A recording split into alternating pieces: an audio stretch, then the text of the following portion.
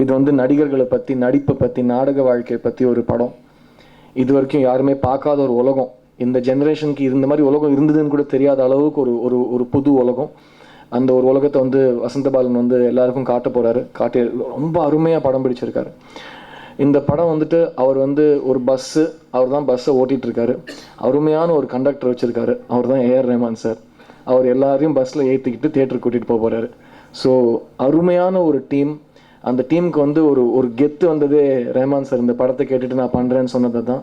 So Rahman sir, thank you so so so much. உங்கள் தூக்க கலக்கத்துலையும் நீங்கள் வந்து எங்களோட உட்காந்து நாங்கள் பேசுகிறதுலாம் கேட்டு உங்களை நாங்கள் பாராட்டுறது எவ்வளோ நாங்கள் பாராட்டிகிட்டே இருப்போம்.